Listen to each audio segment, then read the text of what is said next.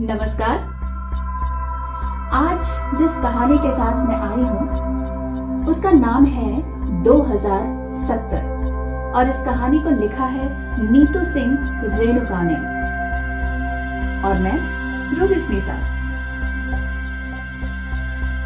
चौड़ी सड़क पर जगह जगह नियॉन लाइट के गुच्छे लटक रहे थे। उन्हीं में से एक गुच्छे के नीचे वो बदनाम जिप्सी खड़ी थी और उससे कहीं ज्यादा बदनाम वो गुंडियां थी जो उस जिप्सी पर और उसके चारों ओर खड़ी थी। अभय कांप उठा, खुद को कोसने लगा कि उसका ध्यान कहाँ गुम था जो उसने सामने खड़ी इतनी बड़ी मुसीबत नहीं देखी। एक ही क्षण में पिताजी के सारे बोल दिमाग में गूंज उठे। शाम को मत निकला करो, कहीं अकेले मत जाया करो, दुनिया बहुत खराब है। अपनी इज्जत अपने हाथ में है, थोड़ी सतर्कता बरतोगे तो बचे रहोगे, वरना यह दुनिया नोच खाएगी।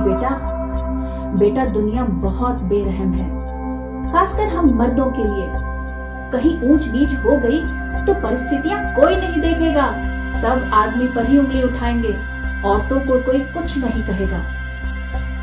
और इस वक्त तो दिल्ली शहर की हालत बहुत खराब है। वहां तो गली गली में गुंडी राज है। अकेला आदमी देखा नहीं कि नोच खाती हैं सब। इतना कुछ समझाकर बाबूजी ने मुझे शहर पढ़ने के लिए भेजा था, पर मैं एहतियात क्यों नहीं रख पाया? क्यों हॉस्टल की चारदीवारी से बाहर निकला?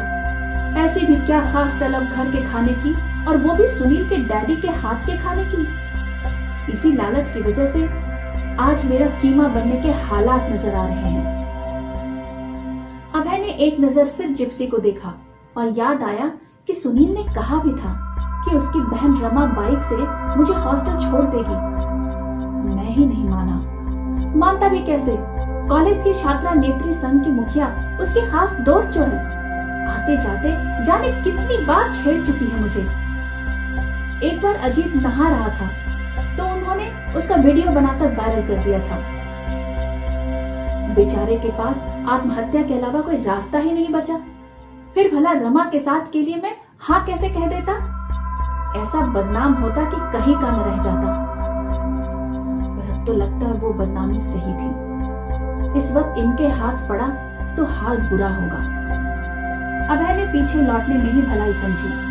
वह पीछे मुड़ा तो दूर तक एकदम सुनसान सड़क। अभय यह भयंकर नजारा देखकर कांप उठा। दिल की धड़कनें तेज हो गईं कि अगर कोई आसपास होता तो कहता कि नगाड़े कहाँ बज रहे हैं। एक तरफ कुआं था तो दूसरी ओर खाई। सुनसान सोमोन बोलीवर मार्ग पर खड़े होकर अभय का बेबस दिल किया कि आसमान की ओर सिर उठाकर चीख चीख कर भगवान से पूछे कि क्यों हम आदमियों के साथ ये सब होता है? क्यों हम ही को ये सब सहना पड़ता है? हमें क्यों इतना कमजोर बनाया भगवान? फिर जैसे जवाब में खुद ही बुदबुदाया, हाँ, शर्मा सर ने बताया तो था। अभय याद करने लगा उस दिन को जब वह पुनीत के साथ उसके जेंडर स्टडीज के लिए शर्मा सर के पास गया था। बहुत सारे सवाल थे मन में। शर्मा सर का कहना था कि 4 दशक पहले हालात इतने खराब नहीं थे। जो स्थिति आज आदमियों की है वो औरतों की हुआ करती थी। हजारों साल तक औरतों ने कुछ नहीं कहा, मगर एक हादसा हुआ और फिर उसी हादसे ने एक क्रांति ला दी। जेंडर स्टडीज की तो काया ही पलट गई। उस हादसे के बाद निर्भया क्रांति हुई। जगह जगह निर्भया नाम के एनजीओ खोले गए जो औरतों को सिखाते थे कि वे बहुत बलशाली हैं। अगर नहीं होती तो आदमियों से ज्यादा काम कैसे कर पाती, घर का भी बाहर का भी। कुछ एक औरतें तो उस वक्त कुश्ती और पहलवानी तथा अन्य खेलों में नाम कर रही थी। वो इस बात का पुख्ता सबूत थी। उनमें धीरे धीरे आदमियों वाले गुण पैदा होने लगे। कुछ एक की तो मूछें से निकल आई थी। अभय भौचक्का सा शर्मा सर को देख रहा था और अपना पिछला सवाल ही भूल गया। पिछला सवाल यानी कि कौन सा हादसा? उल्टे नया सवाल दिमाग में आया जो उसने पूछा, क्या घर का सारा काम औरतें किया करती थी और स्पोर्ट्स में भी आदमी ज्यादा औरतें कम होती थी? शर्मा सर हंसे। हाँ अभय, मुझे याद है। हमारे घर में भी काम वाली आया करती थी। काम वाला नहीं, बर्तन धोने से लेकर कपड़े धोना, झाड़ू पोछा करना, खाना बनाना, सब कुछ औरतें ही करती थी। अभय को तो यकीन ही नहीं हुआ कि ये सारा काम औरतें किया करती थी।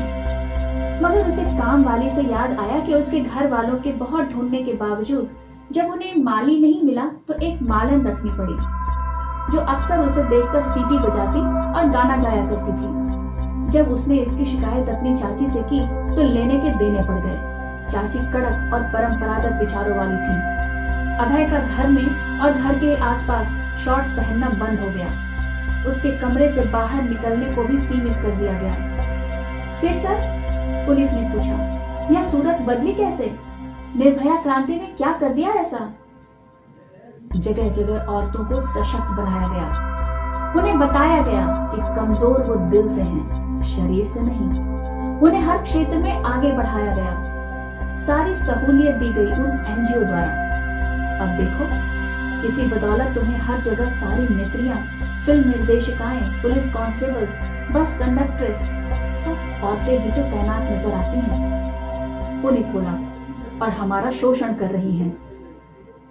शर्मा सर ने जैसे सुना ही नहीं। जिम खोले गए, उन्हें फौलाद की तरह ताकतवर बनाया गया और उनका सारा स्त्रीत्व जाता रहा। 15 साल पहले जब तुम लोग बच्चे रहे होगे, दंगे हुए थे। दंगे? दोनों एक साथ चीख पड़े। हाँ, छतरपुर पर बड़ी सी काली माता की मूर्ति देख रहे हो ना? जी सर, दोनों ने एक साथ जवाब दिया। वहां हनुमान जी की मूर्ति हुआ करती थी और बगल में मंदिर शिव जी का हुआ करता था। औरतों ने उन सबको ढहाकर गौरी माता का मंदिर और काली माता की मूर्ति बनवाई, ताकि केवल देवियों की पूजा हो, देवताओं की नहीं। बहुत खून खराबा हुआ। आदमियों को सड़कों पर खदेड़ खदेड़ कर मौत के घाट उतारा गया था। मगर मारने से पहले उनका बुरी तरह से शारीरिक शोषण किया गया था। नालियों में पानी की जगह खून, आदमियों का खून बहने लगा था। जो बच गए वो आदमी कहाने के लायक ही नहीं रहे। उनको शिखंडी बना दिया गया था। आदमियों ने अपनी कमजोर स्थिति को कबूल कर लिया। पहले औरतों की स्थिति अपने ही घर में युद्ध बंदियों से होती थी, अब आदमियों की। अभय शर्मा सर की वे बातें याद कर कांप गया। जब तक वो इतना लंबा रास्ता तय करेगा, इन गुंडियों की नजर में तो आ ही जाएगा। हुआ भी वही। अभी अभय 10 कदम चला ही होगा कि जिप्सी घरघराती हुई उसके बगल में आकर लगभग चीखती हुई सी रुकी। जिप्सी के ऊपर बैठी 2 गुंडियां नीचे कूदी और दरवाजे खुले। दरवाजों से भी 7-8 उछलकर सामने आ गई। काले काले लेदर जैकेट पैंट वाली लड़कियों ने अभय को घेर लिया। चल गुलबदन, चल तुझे घर छोड़ दे। अभय थरथराता हुआ सा बोला, मैं चला जाऊंगा, मुझे छोड़ दो, मैं चला जाऊंगा। तुझे छोड़ने के लिए ही तो आए हैं राजा, मगर पहले पकड़ तो ले। फिर तो वो जिप्सी सारे शहर में घूमती हुई भोर में रुकी तो अगले दिन हर घर में टीवी पर न्यूज चैनल ऑन था। अभय की खबर आ रही थी। शाम होते होते जगह जगह कैंडल मार्च हो रहे थे।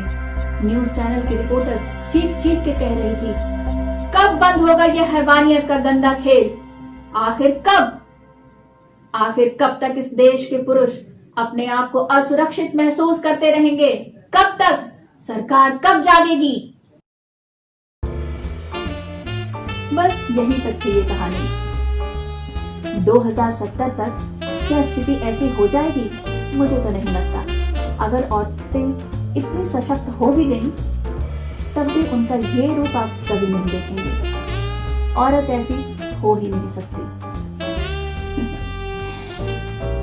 चलिए एक और कहानी के साथ फिर से हाजिर होंगे। तब तक खुश रहिए और इंतजार कीजिए।